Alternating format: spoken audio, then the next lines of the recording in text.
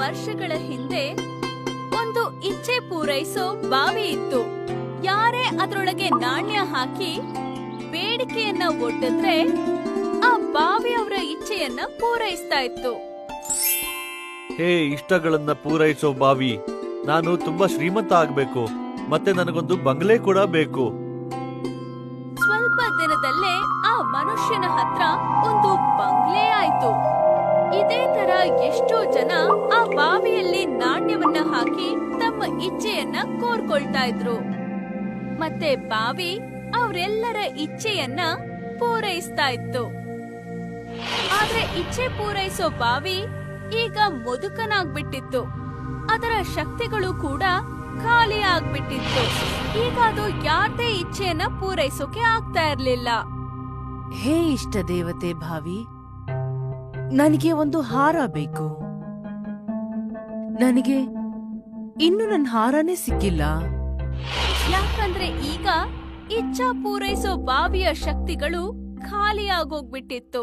ಮತ್ತೆ ಅದು ಯಾವಾಗ್ಲೂ ಬೇಜಾರಲ್ಲಿರ್ತಾ ಇತ್ತು. ಬಹುಶಃ ನನ್ನ ಶಕ್ತಿ ನನಗೆ ವಾಪಸ್ ಬರೋ ತರ ಆದ್ರೆ ಚೆನ್ನಾಗಿರುತ್ತೆ. ಆಗ ನಾನು ಜನರ ಇಚ್ಛೆಯನ್ನ ಪೂರ್ತಿ ಮಾಡಬಹುದು. ನನ್ನಿಂದ ಅವರು ಖಾಲಿ ಕೈಯಲ್ಲಿ ಹೋಗೋದು ನನಗೊಂಚೂರು ಇಷ್ಟ ಆಗೋದಿಲ್ಲ. ಹೇ ಭಗವಂತ, ನನಗೆ ನನ್ನ ಶಕ್ತಿಯನ್ನ ವಾಪಸ್ ಕೊಟ್ಬಿಡು.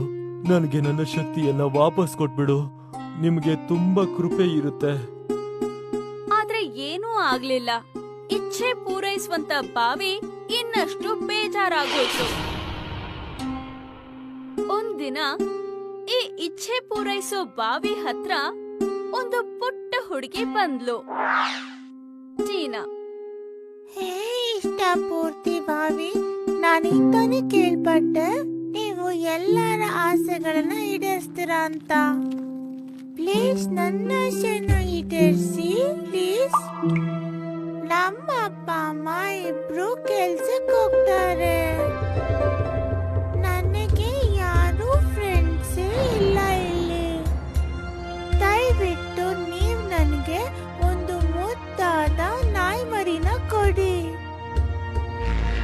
ಅದ್ರ ಜೊತೆ ನಾನು ದಿನ ಪೂರ್ತಿ ಆಟ ಆಡ್ಕೊಂಡಿರ್ತೀನಿ ಪ್ಲೀಸ್. ಹಾಗ್ ಹೇಳಿ ಟೀನಾ ಒಂದು ನಾಣ್ಯವನ್ನ ಬಾವಿ ಒಳಗೆ ಹಾಕಿದ್ಲು. ಮತ್ತೆ ಸ್ಮೈಲ್ ಮಾಡ್ತಾ ಅಲ್ಲಿಂದ ಹೊರಟೋದ್ಲು. ಮತ್ತೆ ಈಗ ಇಚ್ಛೆ ಪೂರೈಸೋ ಬಾವಿ ಇನ್ನಷ್ಟು ಬೇಜಾರಾಯ್ತು. ಬಹುಶಃ ನಾನು ಆ ಮಗುವಿನ ಇಚ್ಛೆನ ಪೂರ್ತಿ ಮಾಡಿದ್ರೆ ಚೆನ್ನಾಗಿತ್ತು. ಅವಳು ಎಷ್ಟು ಅಮಾಯಕಿ ಮತ್ತೆ ಮುಗ್ದೆ. ಭಗವಂತ, ಕೃಪೆ ಮಾಡಿ ನನಗೆ ನನ್ನ ಶಕ್ತಿಯನ್ನ ವಾಪಸ್ ಕೊಟ್ಬೇಡಿ. ನನಗೆ ಈ ಮಗುವಿನ ಇಚ್ಛೆಯನ್ನ ಪೂರ್ತಿ ಮಾಡ್ಬೇಕಿದೆ. ಹಾಗ್ ಹೇಳ್ತಾ ಇಚ್ಛೆ ಪೂರೈಸೋ ಬಾವಿ ಭಾವುಕನಾಗ್ಬಿಟ್ಟ. ಮತ್ತೆ ಜೋರಾಗಿ ಅಳೋಕ್ ಶುರು ಮಾಡ್ದ.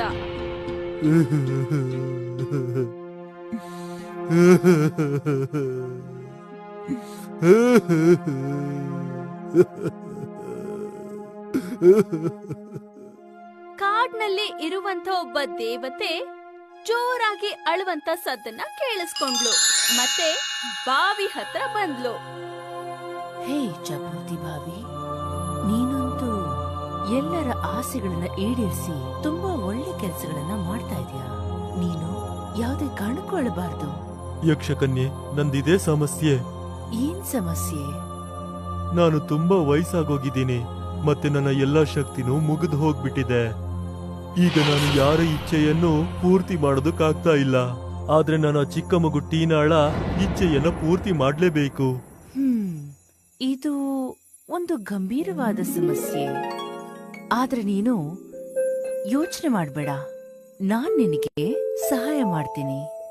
ನಾನು ಇಚ್ಛಾಪೂರ್ತಿ ಬೆಟ್ಟದ ಬಳಿ ಹೋಗಿ ಇಚ್ಛಾಪೂರ್ತಿ ದೇವತೆಗಳ ಬಳಿ ನಿನ್ನ ಬಗ್ಗೆ ಮಾತಾಡ್ತೀನಿ. ನೀನ್ ಯೋಚನೆ ಮಾಡ್ಬೇಡ. ನೀನ್ ನಿಜವಾಗ್ಲೂ ನನಗೆ ಸಹಾಯ ಮಾಡ್ತೀಯಾ? ಹಾ, ಈಗ ನೀನು ಯಾವ್ದೇ ಕಾರಣಕ್ಕೂ ಅಳಬಾರ್ದು. ನಾನ್ ಬೇಗ ಹೋಗಿ ವಾಪಸ್ ಬರ್ತೀನಿ.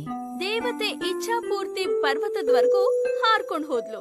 ಅವಳಿಗೆ ಅಲ್ಲಿ ಇಚ್ಛೆ ಪೂರೈಸುವಂತ ವಯಸ್ಸಾದಂತ ಆಮೆ ಕಾಣಿಸ್ತು. ಒಂದು ದೇವತೆ ಇಷ್ಟಗಳನ್ನ ಪೂರೈಸೋ ಬೆಟ್ಟದ ಮೇಲೆ. ಹಾ, ನಾನು ನಿಮ್ಮನ್ನ ಭೇಟಿಯಾಗಕ್ ಬಂದೆ. ನನ್ನ ಹತ್ರ ನಿನಗೇನು ಕೆಲ್ಸ ಇರುತ್ತೆ? ನಾನಿಲ್ಲಿ ನಿಮ್ಮ ಹತ್ತಿರ ನನ್ನ ಸ್ನೇಹಿತ ಇಚ್ಛಾಪೂರ್ತಿ ಭಾವಿ ಬಗ್ಗೆ ಕೇಳೋಕೆ ಅಂತ ಬಂದೆ. ಅವನು ತುಂಬಾ ಚಿಂತಾಕ್ರಾಂತನಾಗಿದ್ದಾನೆ. ಯಾಕೆ ಅಂದ್ರೆ ಅವನೀಗ ಎಲ್ಲಾ ಶಕ್ತಿಯನ್ನ ಕಳ್ಕೊಂಡಿದ್ದಾನೆ. ಆದ್ರೂ ಅವನಿಗೆ ಎಲ್ಲರ ಆಸೆಗಳನ್ನ ಪೂರೈಸ್ಬೇಕು ಅನ್ನೋ ಆಸೆ. ನನಗ್ ಚೆನ್ನಾಗ್ ಗೊತ್ತು, ನೀವೀಗ ಮನಸ್ ಮಾಡಿದ್ರೆ ಅವನಿಗೂ ಸಹಾಯ ಮಾಡ್ಬೋದು ಅಂತ.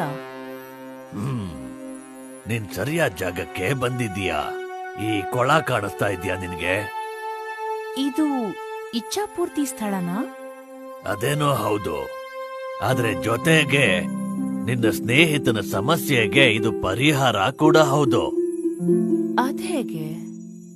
ನೀನು ಈ ಕೊಳದಿಂದ ಸ್ವಲ್ಪ ನೀರನ್ನ ಇಷ್ಟಪೂರ್ತಿ ಮಾಡೋ ಬಾವಿಯ ನೀರಿನ ಜೊತೆಗೆ ಬೆರೆಸ್ಬೇಕು. ಮತ್ತೆ ಅವನ ಎಲ್ಲಾ ಶಕ್ತಿ ವಾಪಸ್ ಬಂದ್ಬಿಡುತ್ತೆ ಅವನಿಗೆ. ಅರೆ ವಾ, ಧನ್ಯವಾದಗಳು ಇಚ್ಛಾಪೂರ್ತಿ ಆಮೆ. ದೇವತೆ ಇಚ್ಛೆ ಪೂರೈಸುವಂತ ಕೆರೆಯಲ್ಲಿ ಸ್ವಲ್ಪ ನೀರನ್ನ ತಗೊಂಡ್ಬಿಟ್ಲು. ಅವಳು ಮತ್ತೆ ಹಾರೋದಕ್ಕೆ ಶುರು ಮಾಡಿದ್ಲು. ನೀನು ಬಂದ್ಯಾ? ನಾನೀಗ ನಿನ್ನ ಸಮಸ್ಯೆಗಳಿಗೋಸ್ಕರ ಒಂದು ಪರಿಹಾರನ ತಗೊಂಡ್ ಬಂದಿದ್ದೀನಿ. ಇಲ್ನೋಡು, ಇದೇನಿದು? ಇಚ್ಛಾಪೂರ್ತಿ ನೀರು. ಇದನ್ ನಾನು ನಿನ್ನೀರಲ್ಲಿ ಮಿಶ್ರಣಗೊಳಿಸ್ಬೇಕು. ಹಾಗ್ ಮಾಡಿದ್ರೆ ನಿನಗೆ ಎಲ್ಲ ಶಕ್ತಿ ಮತ್ತೆ ವಾಪಸ್ ಬಂದ್ಬಿಡುತ್ತೆ. ದೇವತೆ ಆ ನೀರನ್ನ ಆ ಬಾವಿ ಒಳಗಡೆ ಹಾಕಿದ್ಲು. ಆಮೇಲೆ ಮಾಯನೆ ಆಗೋಯ್ತು. ಮತ್ತೆ ಇಚ್ಛೆ ಪೂರೈಸೋ ಬಾವಿ ನಗೋಕ್ ಶುರುವಾಯ್ತು. ಧನ್ಯವಾದ ಯಕ್ಷಕನ್ಯೆ, ನನ್ನ ಎಲ್ಲ ಶಕ್ತಿ ವಾಪಸ್ ಬಂತು. ತುಂಬಾ ಒಳ್ಳೆಯವಳು ನೀನು, ಧನ್ಯವಾದ. ಸರಿ, ಹಾಗಾದ್ರೆ ಮೊದ್ಲು ಆ ಮಗು ಆಸೆನ ನೀನು ಈಡೇರಿಸು.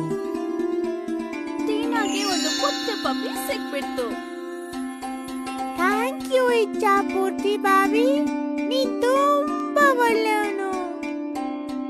ಮತ್ತೆ ಈಗ ಇಚ್ಛೆ ಪೂರೈಸೋ ಬಾವಿ ತುಂಬಾ ಖುಷಿಯಾಗಿತ್ತು. ಯಾಕಂದ್ರೆ ಅದು ಈಗ ಎಲ್ಲರ ಇಚ್ಛೆಯನ್ನ ಪೂರೈಸಬಹುದಾಗಿತ್ತು.